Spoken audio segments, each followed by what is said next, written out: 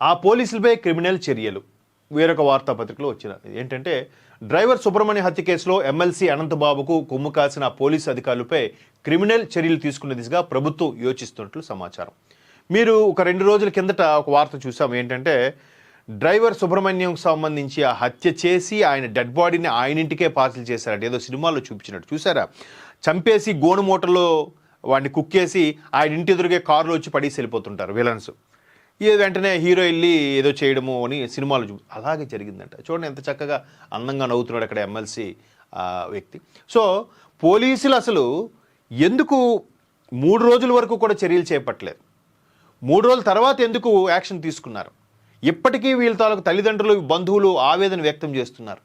ఎక్కడ పోలీసులు చర్యలు తీసుకున్నట్టు కానీ, దాని మీద కేసు ఫైల్ చేసినట్టు కానీ, దాని మీద డీటెయిల్గా చేసినట్టు కానీ, అలాగే ఆయనకి సంబంధించిన సీసీ ఫుటేజ్లు మాయం చేయడము, తర్వాత పోస్ట్ మార్టం రిపోర్ట్లు కూడా తేడాగా చూపించడము, ఒంటి నిండా దెబ్బలు ఉంటే వాడు ఎలా చనిపోయాడు అది క్లియర్గా ఉండాలి కదా, అది లేకపోవడం. ఇలా ఒకటి కాదు, సుప్రీంకోర్టు మొట్టికాయలు వేసిందంట.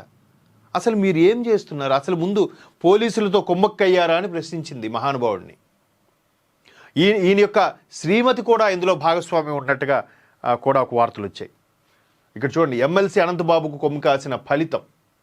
ఇక్కడ ఏంటంటే ఒకసారి చూడండి, డ్రైవర్ సుబ్రహ్మణ్యం హత్య కేసులో ఎమ్మెల్సీ అనంతబాబుకు కొమ్ము కాసిన పోలీసు అధికారులపై క్రిమినల్ చర్యలు తీసుకునే దిశగా ప్రభుత్వం యోచిస్తున్నట్టు సమాచారం. అంటే ఇక్కడ కూడా కక్ష సాధింపు, చంద్రబాబు నాయుడు గారి ప్రభుత్వం జగన్మోహన్ రెడ్డి గారిపై కక్ష సాధిస్తుంది, జగన్మోహన్ రెడ్డి గారు వైసీపీపై కక్ష సాధిస్తుంది. అంటే నిజంగా కక్ష సాధిస్తే గవర్నమెంట్ ఇచ్చిన 1 సంవత్సరం 9 నెలల తర్వాత కక్ష స్టార్ట్ చేయదు కదా. 2022లో ఈ హత్య జరిగితే 2024 జూన్లో గవర్నమెంట్ ఫామ్ అయితే జూలైలోనే అరెస్ట్ చేయాలి కదా. సుప్రీంకోర్టు మొట్టికాయలు వేస్తే ఇప్పుడు చర్యలకి పూనుకుంటుంది. వాళ్ళు ఇవే పట్టించుకోవట్లే. ఎంతసేపు అభివృద్ధి, ఏ టెక్నాలజీ, క్వాంటమ్ కంప్యూటరు, లేదంటే డేటా సెంటర్ ఇటువైపు పరుగులు పెడుతోంది ఆంధ్రప్రదేశ్ ప్రభుత్వం. వీళ్ళని పట్టించుకోవట్లే. వీటి పట్టించుకోకపోవడం వీళ్ళు చెలరైపోయి ఎమ్మెల్సీలో కొద్దిగా ఆధిపత్యం ఉంది కదా అని చెప్పి ఒక 3-4 ఎక్స్ట్రా ఉన్నారని చెప్పి దేవుడు ఫోటోలు చెప్పులేసుకొని మరీ పట్టుకొని నానా హంగామ చేసి డైవర్షన్ పాలిటిక్స్ అందరికీ తెలుస్తున్నాయి, అర్థమవుతుంది. ఇంకా కొంతమంది అజ్ఞానులు, అంటే మూర్ఖత్వంతో ఉండే అజ్ఞానులు ఫాలో అయ్యే వాళ్ళు ఉన్నారు. వాళ్ళకి 2 నమస్కారాలు.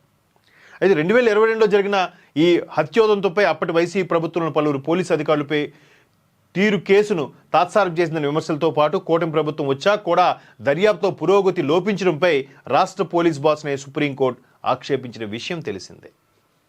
ఇది చూశారు అక్కడ, కూటమి ప్రభుత్వం వచ్చాక కూడా దర్యాప్తులో పురోగతి లోపించడంపై రాష్ట్ర పోలీస్ బాస్నే అంటే డీజీపీనే సుప్రీంకోర్టు మొట్టికాయలు వేసిందంట.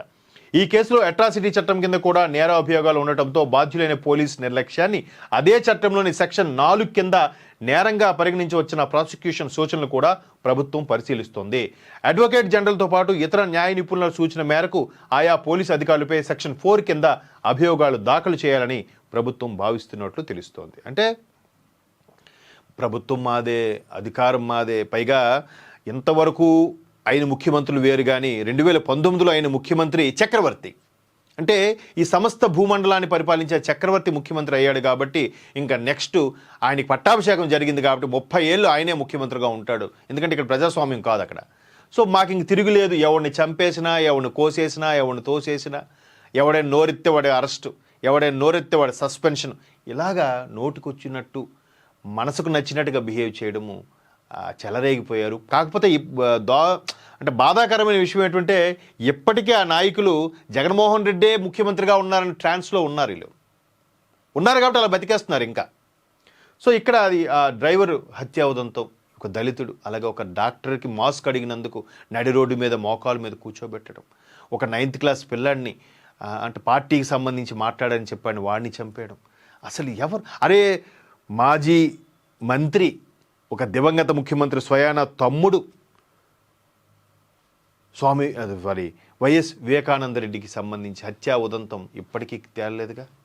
ఇప్పటికీ దాని దోషులు ఎవరైతే అనుమానిస్తున్నారో హ్యాపీగా విచ్చలుడిగా తిరిగేస్తున్నారు. ఏదో నాది తప్పు కాదు, నన్ను ఎవరేం చేయలేదు, నన్ను ఏం జరగదు అన్నట్టుగా. ఇప్పుడు ఈయన ఎలాగైతే అజ్ఞాతంలో తప్పించి తిరుగుతున్నాడో వాళ్ళు కూడా అలాగే తిరిగేస్తున్నారు. పైగా పైకోటికి ఆ పైకోటికి వెళ్ళి బెయిల్కి, అంటే పాప భీతి లోభించింది ఇక్కడ మనకు అది స్పష్టంగా తెలుస్తుంది.